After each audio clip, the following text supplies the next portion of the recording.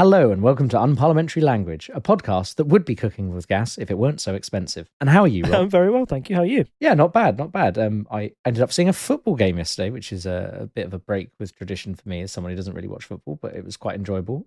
If you are interested in me talking about that at length, there is a Patreon bonus episode if you go sponsor us on Patreon. Yeah, I guess I've done my shilling for our own podcast, and we should move on into the headlines. So first up from The Sun, what a bunch of anchors. What's that about, Rob? This is a great headline, isn't it? Like sometimes... That is a good headline. Yeah. Like, I know The Sun always tries to make jokes, but a lot of them are a bit rubbish or on the nose, and this one is they always try a pun, and a lot of the time I'll pick up a rubbish one that doesn't really work. This one is on the nose. So, yeah, I thought this was worth talking about. This is P&O Ferries, which is a company that runs like big cruise liners. It said it was in financial difficulty because of the pandemic. Clearly lockdowns, holidays, not something that was going on a lot. They had to put a lot of their staff on furlough and had to take money from the government to do that, and they're looking at other ways of cutting costs. And earlier, I think it was this week or the week previous, it came out of nowhere saying we're going to make an announcement today about something. The announcement was a pre-recorded message from their board of directors essentially saying all the staff that currently work in Britain on the liners were going to be made redundant effective immediately, and that they would be being replaced by who they weren't sure. But what it appears to be is that they were replaced by essentially migrant workers who people have alleged are on essentially the equivalent of like £1.50 an hour, like way, way, way below our minimum wage. But P&O Ferries can get around this by, hiring from different places in the world where they don't have different standards and getting them in. And this has understandably caused quite a big controversy, particularly with the workers that were based in the UK.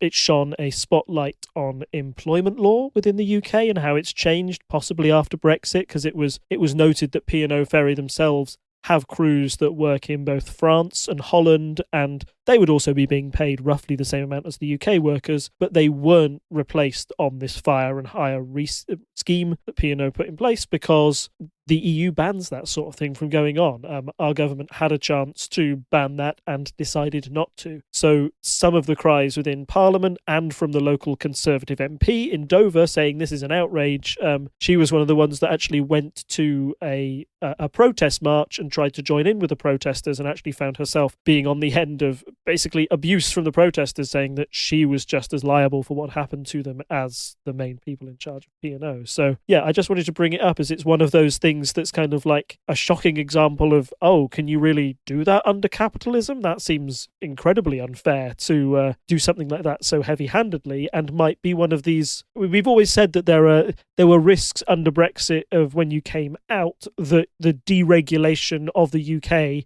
even though that's often said as being quite a good thing from people who were pro-Brexit, saying that it would free up the economy and help us allow to make these decisions to increase profits, increase wages, etc. Yeah, and although it clearly works in the hand of P&O, who have to, who are now paying far below minimum wage for workers, that's worked out in their favour in terms of their business decisions. It clearly isn't in the best interest of workers within the UK who have been replaced, and a large amount of people have suddenly been made redundant. It's particularly egregious when you think of P&O's parent company. They are run by Saudi billionaires, I feel. It's something like that. And although there seems to be a slight disconnect there, they could be bailed out by their masters at the top, but instead they make these odd decisions that put ordinary working people within Britain facing redundancy. That seems to be the exact opposite of everything that was promised through the Brexit referendum and what would happen. People claimed that Brexit, that being part of the EU meant that jobs were being taken by migrant workers and that leaving, that wouldn't be an issue. And here's a case study where it's the exact opposite. So yeah, worth pointing out. And I think it was just one of those big shock stories that has at least it made waves and was something that was definitely repeated in the Houses of Parliament as well. It's one of those things. Like I remember getting P&O Ferries when I was a lad, when I was a kid, and it was a thing. It seemed like it's not got the name British on it, like say British Gas or something, but it is kind of like a thing I think most people will have been involved with at some point in their lives, whether it be. I don't mean having a job there. I mean, you've probably taken a ferry to France at some point in your childhood if you went abroad, because we didn't fly everywhere when we were kids because that was expensive. So you would take a ferry, and you could, I've taken a ferry. Sometimes they do like 20 quid returns or whatever. So you're like, oh, well, I'll just pop down to Calais if you're in the south of England, and you can do stuff like that. In fact, I have done that from Manchester, which was quite a drive, and I wouldn't recommend. Probably not worth it for the cheap alcohol. And probably not worth doing at all now with Brexit, because you can't bring back as much. But I think most people know P&O. There's like a brand recognition thing where people think of a brand highly because, you probably could buy a model ferry when you were a kid, and that kind of thing engenders a certain idea about an organization. And then they do something like this because, it's just faceless capitalism again. And I think they're probably going to lose a lot of business over this, I would expect. Right now, I would not want to go with P&O because I know they did this, like the idea is they do this once, right? And they change to having cheaper workers. And the idea is that is sustainable in the future. But the fact that people were on boats and the boats were recalled, like that makes me go, well, I don't want to be on your boats ever. Because what if you do that again for some reason? I appreciate that's unlikely given what's happened, but it makes me very dubious about wanting to actually book a journey with them, because that could mess up my plans entirely. And I think maybe that will wane over time as people kind of forget about it. But it doesn't fill me with confidence. And in fact, I was already looking at the Eurostar anyway, but some of my friends were planning to get a ferry across for a holiday. We're planning this summer, and they just went, oh, well, no P&O then. We'll get the train down to London and get the Eurostar with you. So it has changed at least some people I know's decisions already, because they're just like, unsure. At the moment, it was a story that broke yesterday about one of the P&O ferries that was being staffed by the new workers. It's been basically impounded in Northern Ireland because it's been declared as unfit to sail, because they feel that there are failures on the crew familiarisation, vessel documentation and crew training. So that even brings in like a safety issue there, almost, of like, if you're going to bring in workers who don't fully understand the vessels that they are piloting. I don't know if you've watched the internet historian video, The Cost of Concordia, but that is an excellent example in what happens when you have a untrained helmsman at the helm of your boat and then it crashes into rocks and sinks and is bad. Because no matter what you do training wise, if you suddenly drop someone on a boat after, no matter what training you've given them, this agency staff that's replacing the P&O staff who've been doing it for years are just not going to have the experience of day-to-day running of that ship. And it's going to cause issues. Hopefully none that cause them to sink. Being impounded is annoying, but at least it's not a significant problem that causes harm to people. No, that was a properly wild story that happened in between our last episode and this. I guess we should move on into our next headline from the Express. The smile that says I'm free. What's that about, Rob? Yes, this is a really positive, good news story, eventually. It's nice to have one of those on the podcast for a change. This is that Nazin Zaghari Ratcliffe is finally free from her detainment in Iran after 6 years of being over there. It's something that had been promised by Home Secretaries, like the past 5 for a while now, but nothing had happened. And, even her husband had started to go on hunger strike to try and get the issue back in the news. And it was something that was sort of ticking along in the background and was seen as a great stain on the UK's foreign policy record, really, that we had this charity worker over in Iran who had been detained unfairly and was practically kept as a hostage by the Iranian regime. She's finally been let free and be able to go home, and the subsequent media coverage of her has been really interesting. It's a good news story, of course, to have her back home, but questions have been raised about, like, why now? What changed to get her to go back home? And what appears to have happened is that there was a outstanding debt to Iran that Britain owed Iran of about £400 million. Britain had always been reticent to pay that because then they're seen as essentially paying a ransom for a hostage, which is something that, states say that they will never do. You don't want to encourage that type of behaviour in other states. However, it appears on this occasion, as she's been released, coincidentally, that debt has been repaid. And although the UK said that money has been ring-fenced basically to go into Iran's humanitarian needs rather than, like an alleged nuclear program or anything like that, it's still not a great look for Britain that the only way that they were able to resolve this conflict was by paying that debt or paying that sort of like hostage fee rather than any sort of foreign secretary channels or other methods that they tried to do in the past. So that's been a bone of contention. Also, I don't know, there has been terrible discourse from what I'd like to think is a small amount of people online and on radio call-in centres, but essentially once she'd been freed, she appeared in a big interview talking about her experiences, and as part of that, quite rightly so, she didn't really thank any of the last Home Secretaries to get her out of this situation. She essentially said that, look, this has happened five Home Secretaries too late. Everyone I spoke to said they were going to get me home, but never did. So, you'll excuse me for not reaching out and saying a big thank you to them.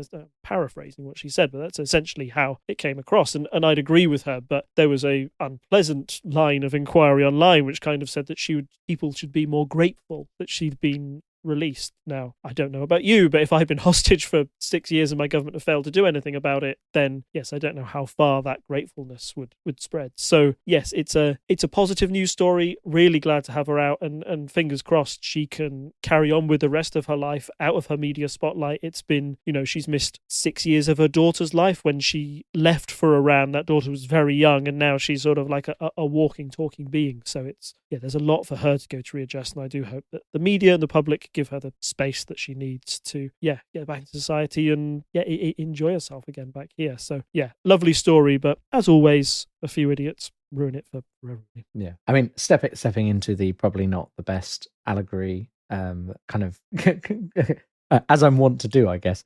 But if you paid a builder to do some work on your house, and they said it would take a month, but instead it took 2 years, you could be happy that it was finally done, but also annoyed that it took 2 years. Yes, correct. Like, it is possible to be both of these things.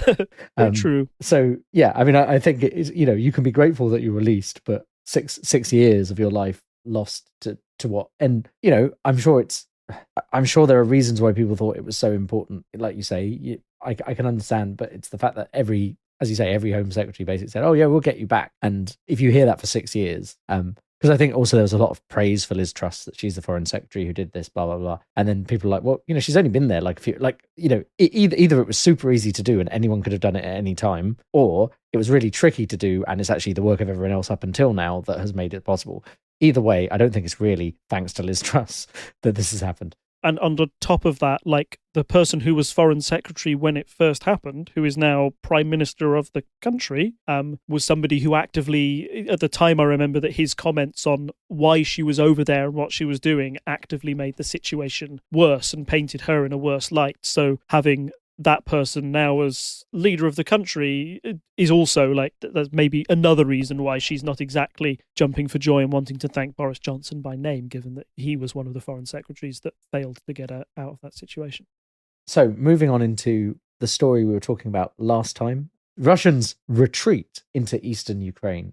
You can't hear the air quotes there, but retreat is in air quotes, because it's in quotes in the article headline. So what's going on there, Rob? More news out of Ukraine, but but how have things changed since we last spoke? Yeah, I just wanted to give a really brief overview, given that it was the big subject of our previous podcast. I think at the time of that recording, the Russian invasion was happening and was slowing, but there might have still been an expectation that the weight and pressure of Russian forces would inevitably overwhelm the Ukrainian ones, and we'd be speaking in a month's time, and this would just be Russia has practically annexed the rest of Ukraine. That is definitely not what has been happening, and the Ukrainian resistance has been putting up a hell of a fight, particularly in and around Kyiv, but also in many key cities in the north and south of the country as it continues to repel Russian aggression, essentially.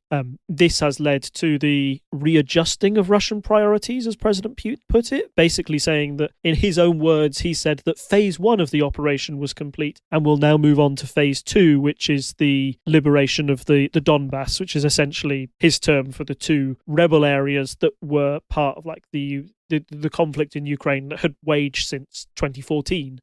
It looks like that's where he will aim to grab the majority of the land, and that's where conflict had been happening for years and years before. So, I think it's just a quick insight into, Putin's war isn't going as well as he first expected, and I think he would have expected to have Kyiv under control by now, and that clearly that objective appears to have gone from his thinking, and it seems to be sort of a reduction of Russian ambitions on what they want to achieve in Ukraine. I want to caveat that with I don't think it makes the situation any less dangerous or any less distressing for Ukrainians. There is still fighting going on, particularly in the suburbs around Kyiv, and it appears that that's still in Russians' grand plan, is to try and get those areas under Russian control. But it does seem that it's been a frustrating month. The Russian forces have made very little progress into their main key objectives that they wanted to in Ukraine. So this redrawing of, this moving of the goalposts, essentially changing that, I don't want to take whole of Ukraine, just this area, says Putin. That appears to be, from me on the outside at least, an admission of failure on his part, that the first bit of the war hasn't been going quite the way expected.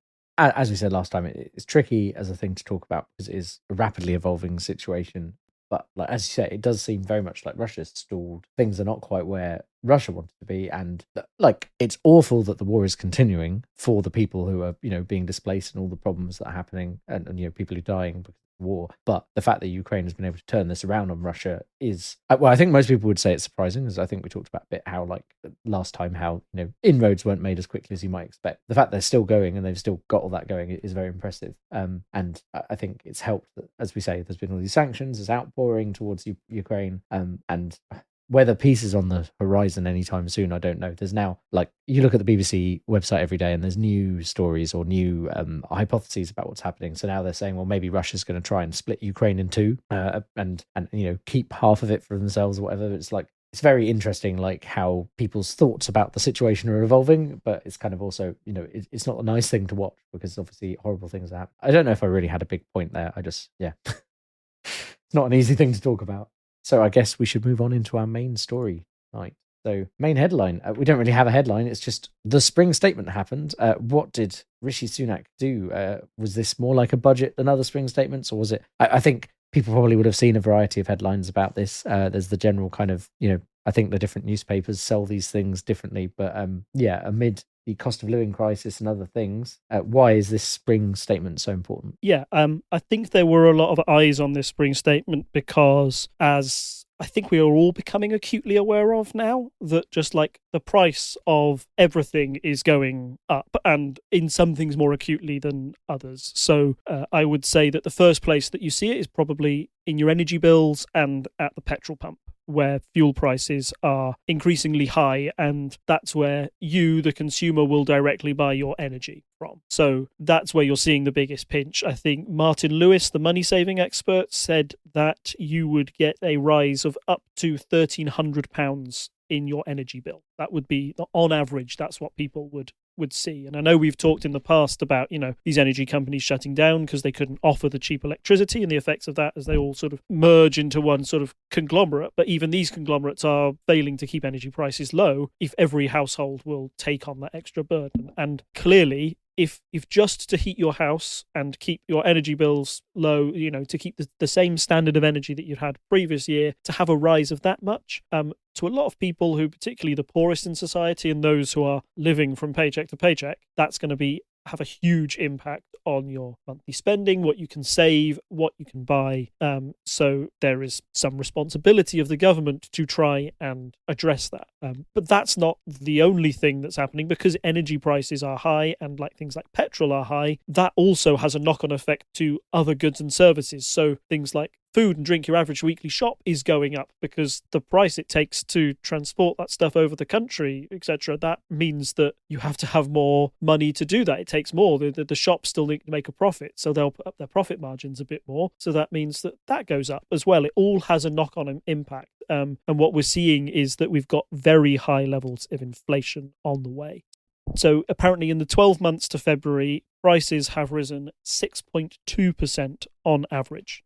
But it's the Office for Budget Responsibility says that they think that inflation could reach a 40-year high of 8.7% in the final 3 months of 2022.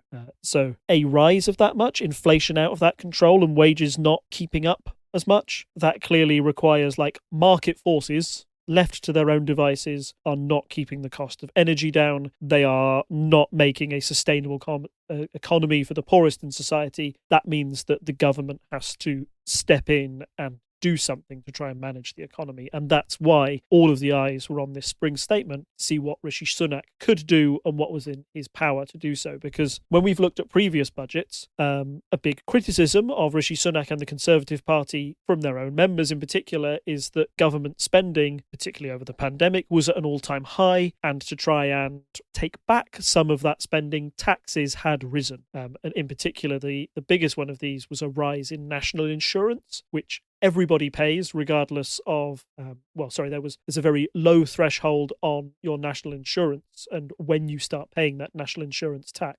And a raise in that meant that it was a blanket tax across everyone, and that meant that it would affect the poorest in society a lot more as well. So if you are vulnerable and your budgets are being squeezed already, you are about to be hit with not only rising energy prices, rising food bills, but also an increase in tax. So that's why people were looking towards this spring statement for an answer or a solution to some of those problems. Various things have been talked about that might work. I think there's always a bit of rumour ahead of any of these announcements as to what the Chancellor might do to help people out.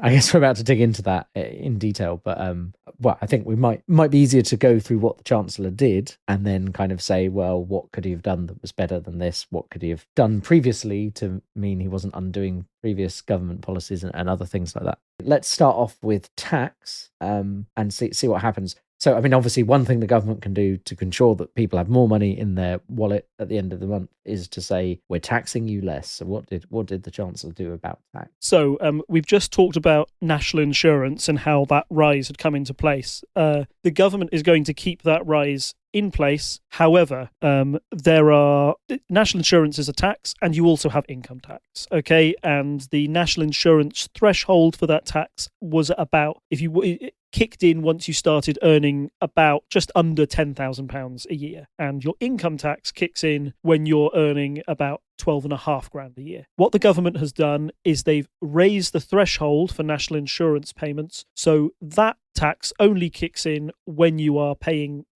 paid £12,500. So they've made that even across the board. So what that means is that if you fall into the category of somebody who was earning about 10 grand a year, you would have paid national insurance but not income tax. Now you won't pay either, and you'll get the full amount, which means essentially you're getting a tax cut worth around about £330 a year, which is a welcome change. Certainly, I do think that it helps make that system a bit fairer and more, it's certainly a simplification to the system. Like when I explain it to that, and even when I was looking it up, it's like, why do we have these taxes at different rates? That does seem a little bit bizarre, doesn't it? Yeah, I mean, it seems logical that they should be at the same, like, here is the point up until which you are not taxed, and then from here onwards you get taxed. Seems very sensible. However, I think the criticism here that's been levelled is that, well, this is because, as you said, the increases in taxation have come from this government and from Sunak, and he, what he's doing here is saying, oh, well, you're a bit better off, and obviously it's great that there is a tax cut to the people who need it, but it was his fault that this was needed in the first place. So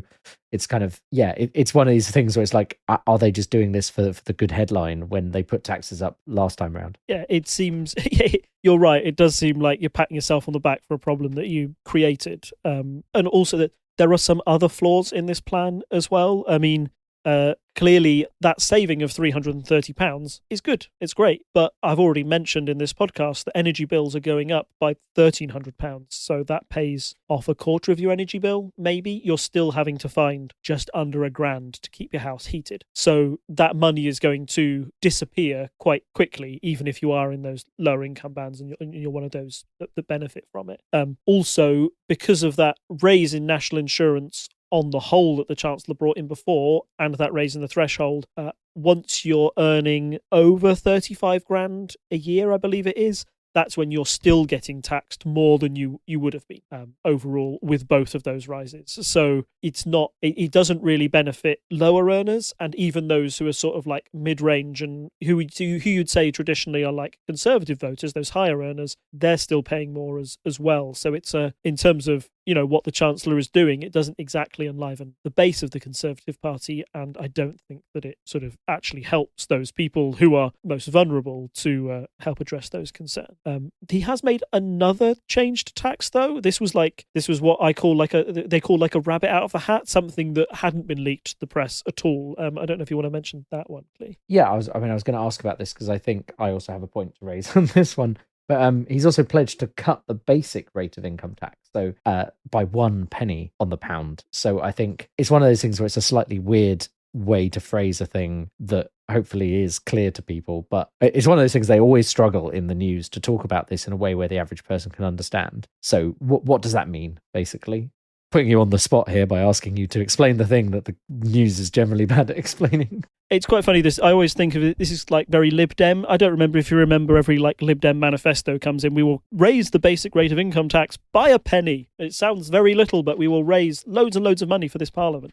Cutting it by a penny, I feel is yes. It's something where this government has been accused of not cutting taxes at all and raising them. In fact, in the last budget, it said we had the highest rate of tax post World War II. Essentially, we're getting into that sort of territory.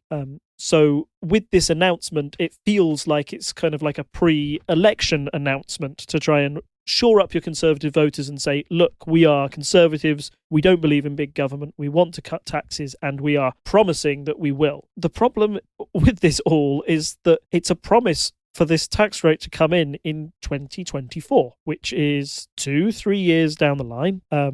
Probably a general election year, which is why they are committing to it. But the problems that we've said, I've said inflation, it's predicted to go up to 8.7% by the end of 2022. To everybody who's suffering at the end of 2022, they're not going to find a jot of difference in that cut in the rate of income tax there until 2 years down the line. How does that decision help anybody right now? Like, this spring statement was meant to be a reaction to an obvious rise in energy prices and the cost of living and people really starting to feel the squeeze. And I felt that this announcement was, although it was meant to be one of the big headline figures that your broadsheets could post and say, what a triumph for the Chancellor, he's finally enacting Conservative measures for a Conservative government. I felt that this one was one that went, this policy announcement was one that went down a bit like a lead balloon, because it doesn't do anybody much good right now. And the other thing is, as has been pointed out, I think that it's a pledge. It's not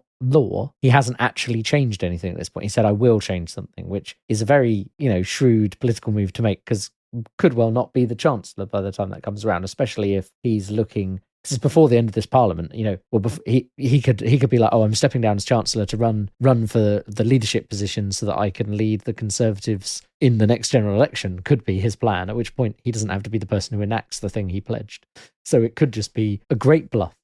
So yeah, there's also that, which is like, it's not that great overall, and also he could just not do it. So moving on from that, there are other parts of the economy that are affected. So, I mean, here's one which I imagine would have been a bit like how we talked about last time, the photo of Sunak and Johnson with the pints in the pub because they changed alcohol duty. Fuel duty will be cut by 5p per litre until March 2023. Do you think that's going to have much of an effect, Rob? Well, 5p is not insignificant on the price at the pump, and like you said, along with the photos of Boris and Rishi pulling pints behind a bar, there was a subsequent photo of Rishi Sunak filling a Kia Rio at a Sainsbury's pump station, which it was later revealed, because Rishi Sunak and his wife are incredibly rich, like obscenely rich as people, and that was not his car. It was one of the employees, which he paid for the fuel and filled up on their behalf. So Rishi Sunak has been doing his best impression of ordinary human being interacting and going to the shops like ordinary people do, and it's a very funny clip going around the internet of him not understanding how contactless works. Oh yes, it's very funny. I will make sure to get that into. I'll copy it across to this so I can put it in the.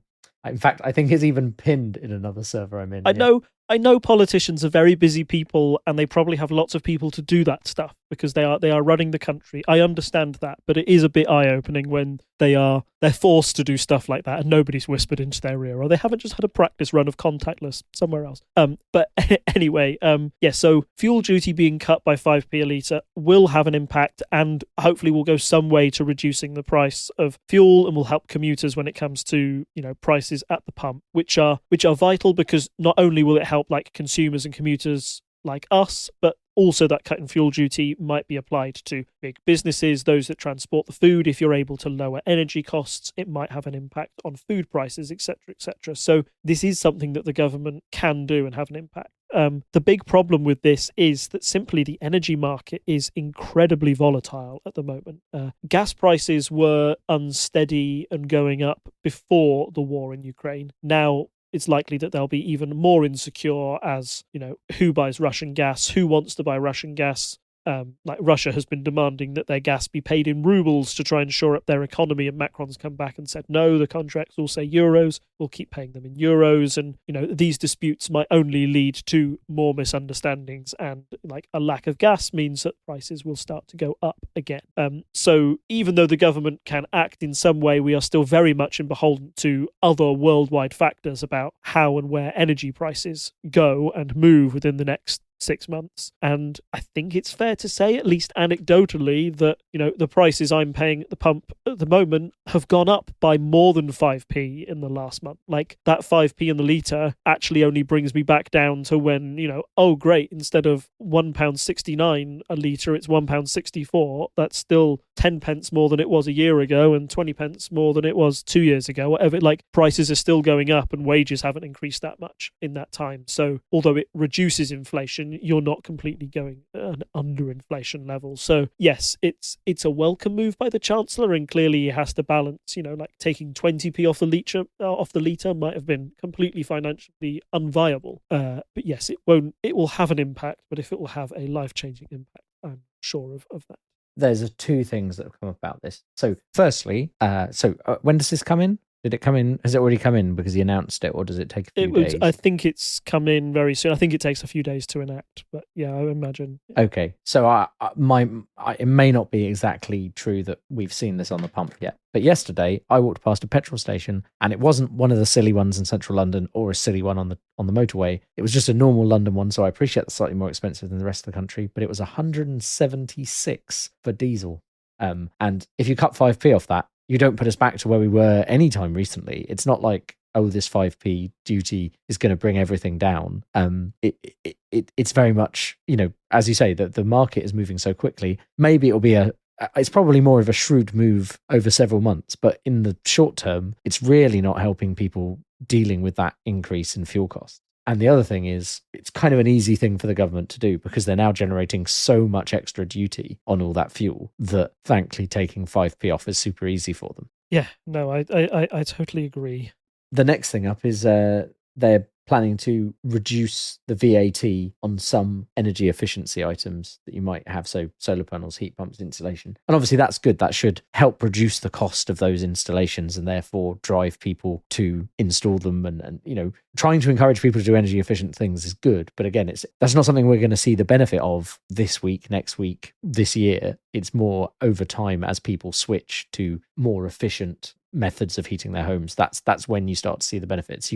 And again, that's an inherent problem with the way our fuel system was set up. Like, we can't fix infrastructure stuff overnight. Like I said, I can't remember if I said it earlier or in the pre-show, but houses have gas in them, which is a pipe that comes to a house that delivers an explosive gas that you use to cook your food on.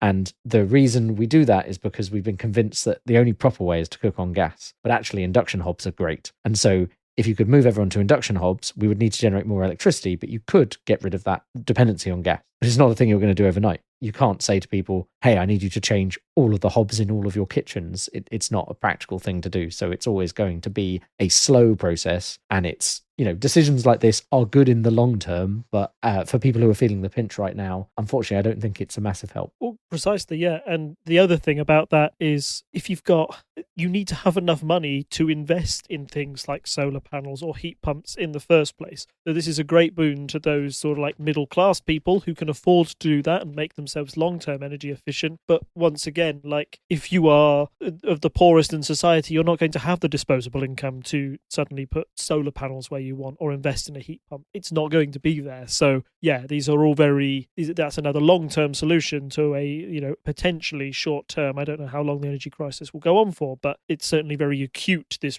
sudden rise in energy prices that's causing all this problem at the moment. So yes, like a welcome change is better than nothing, but also does it really help us now? Nah, not really. The final thing is local authorities getting another 500 million for the Household Support Fund from April, which creates a 1 billion fund to help vulnerable households with rising living costs. I don't know enough about how that works. I mean, more money presumably is good into that pot, but is it enough given the increases in price? Yeah, so again, that's one where that's the direct short-term action that the government can take, right? Because councils were already saying that they were running out of money from those funds as they had more requests from people saying, I can't heat my houses. So giving them an extra 500 million will enable those councils to keep help supporting the most vulnerable people in society to make sure that they can keep the heating on as prices spike.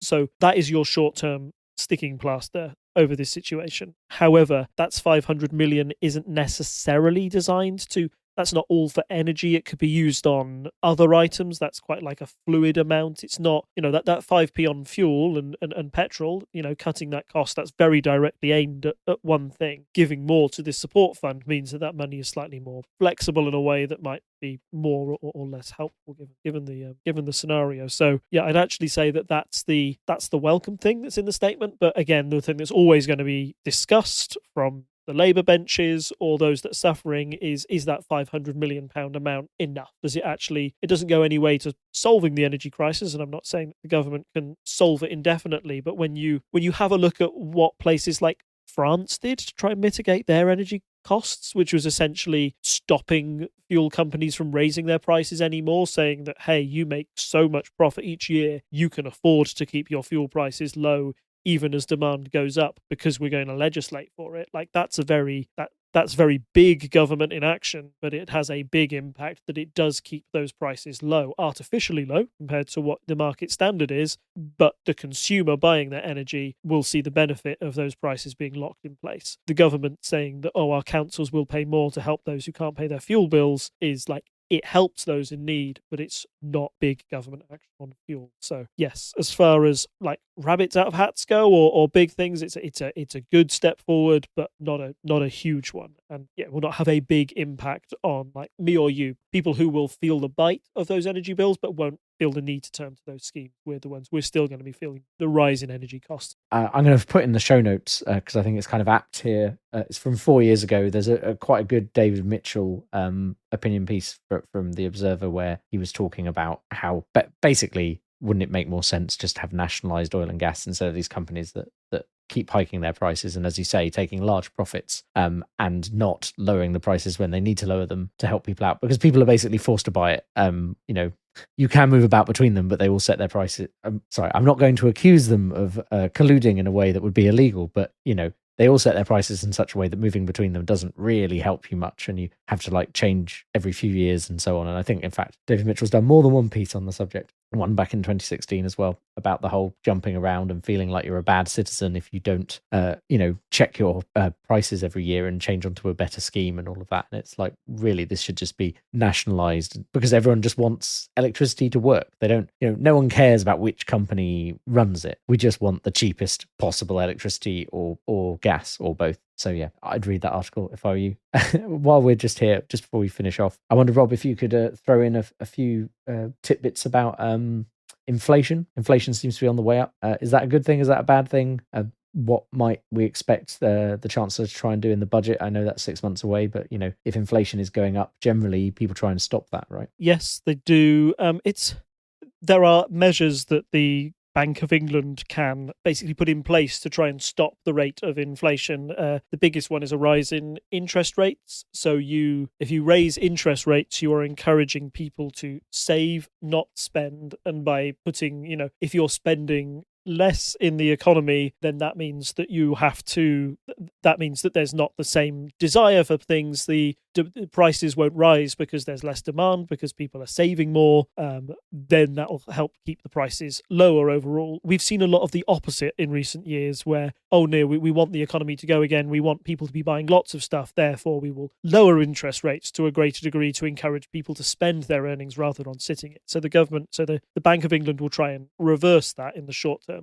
However, as we've said, the stuff that people are buying, or what's pushing up inflation at the moment, is not the fact that people are spending lots of money on things they don't need. It's the fact that we're spending lots of money on food, and food prices are high, and we're spending it on fuel, and we really need fuel to heat our homes, and we can't just stop doing that. It's just something that needs to happen. It's part of your budget. It's not going anywhere. So yes, the government is trying to put in a few measures, and the Bank of England also, because you've kind of got this split in the way that the economy is managed. Like, the Bank of England will also try and step in independent of government. It does look, at least in the short term, like the Office of National Statistics have said, that inflation will reach a peak of about 8.2%, I believe it is, in the last quarter of 2022.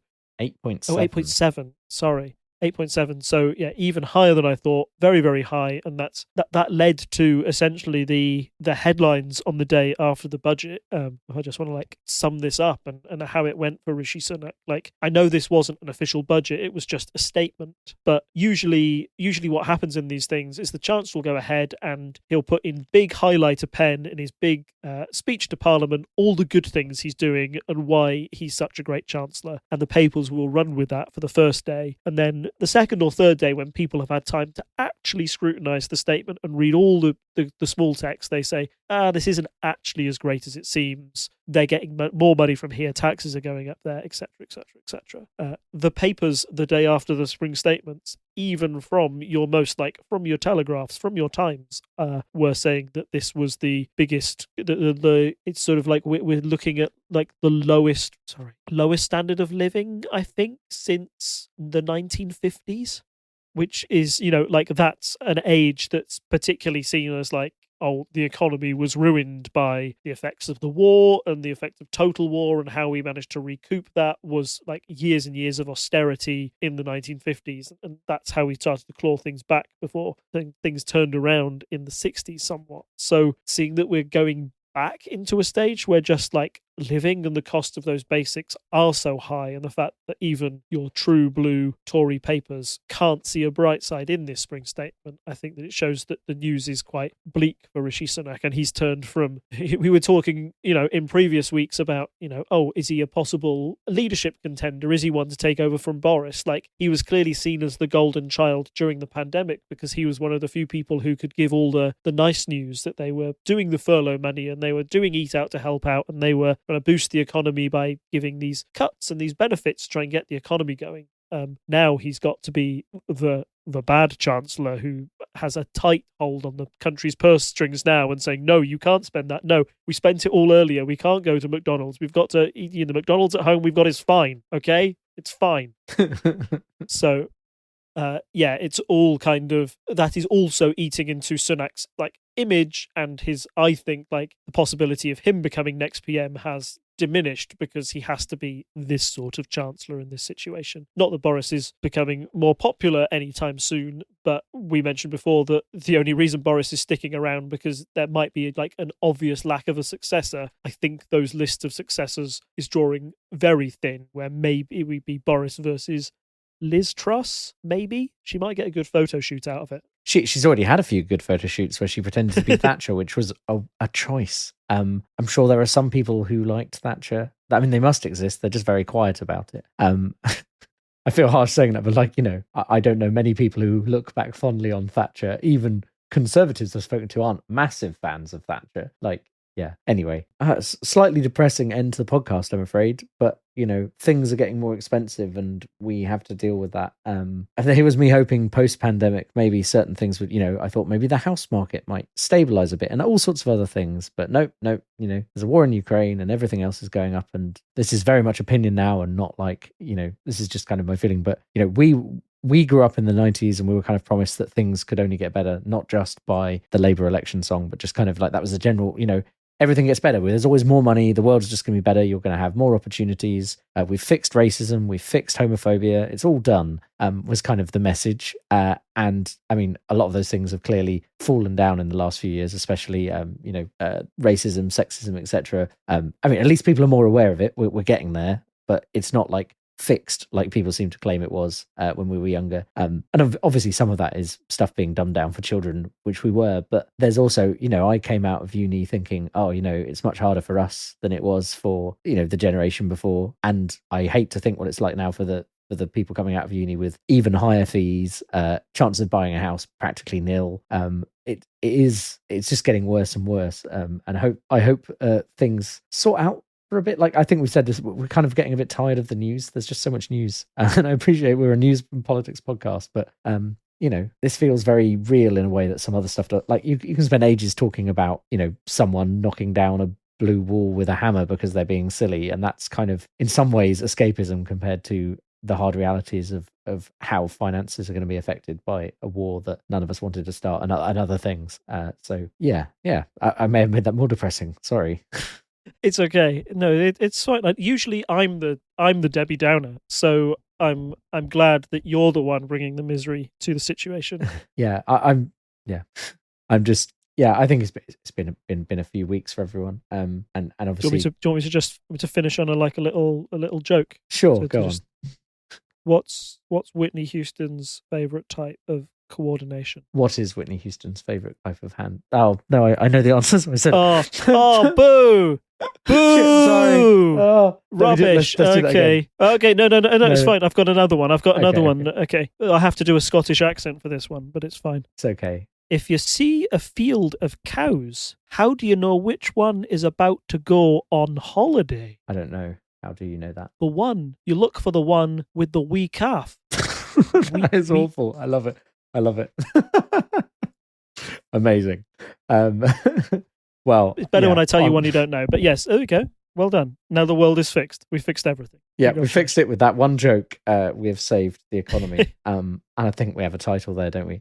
So thank you as always, Rob, for joining me and explaining the world of politics to me, as you do every other week. And as always, I say to our listeners, if you want to support us, you can go on to patreon.com/TTSS and throw $1 or $2 our way.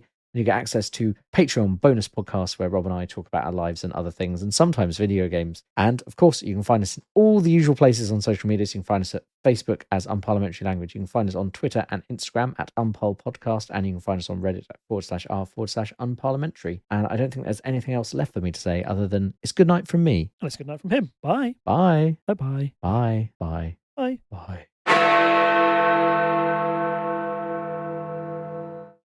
Join Mike and Tom for a nerdy conversation with a multitude of guests on the Hat of Many Things. Say hi, guys. Hi, guys. Hello. I'm Mark, a librarian and professional wrestling ring announcer. Cast League of Legends. Soteros Phil Brucato, best known for my work with White Wolf and Onyx Path Publishing on the World of Darkness. Hi, I'm Jason Carl. I'm the producer of V5 at White Wolf. Yeah, my name is Johanna Pettersson, a Finnish game designer.